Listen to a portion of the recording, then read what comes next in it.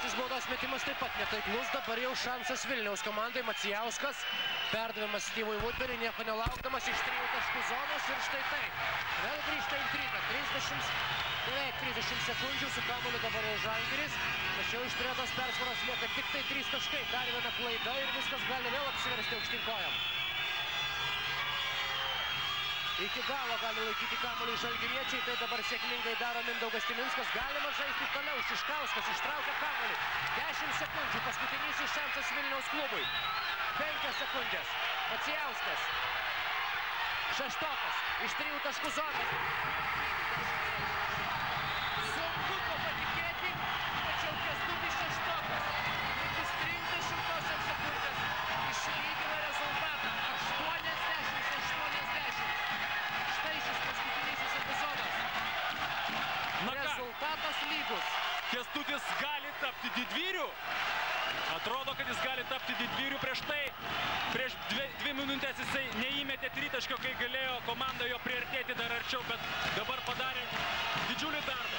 Fantastika. Ir štai ką reiškia tas atsainumas. Tanoko Dordas buvo aiškiai nepasiruošęs rimtiem 2 baudos metimams. Jau galvojama buvo, kad viskas, laimėtos rungtynės, nieko panašaus. Kęstutis Šeštokas savo tritaškį nubraukė visą tą Žalgirio komandos triūsą ir dabar abi komandos bus priverstos žaisti pratęsimą. Na, mes pirmąjį. Pamiršome 30 sekundės. Dabar šiek tiek paskubėjome, užbėgome įvykiams iš akių, tačiau atrodo, jog Žalgirio krepšininkai dabar jau turi sulaukti savotiško stebuklo. 30 sekundės laiko užtenka vos pagauti kamuolį ir čia pat turi jį išleisti iš rankų. Įdomu, ar bus paruošę kokį nors derinuką specialų tokiai situacijai kauniečiai? Na, aišku, kad kažkur tai arti krepšio turi skrieti kamuolys, kad kažkas galėtų beveik tik tai pamušti ranką. Taip. Taigi dabar jau Žalgirio komanda griebėsi šiaudo, bandydama išsitraukti pergalę šios dienos rungtynėse. Priešingų atveju jie bus priversti žaisti pratęsimą. Edas Kota, perdavimas per visą aikštę. Mindaugas Timinskas!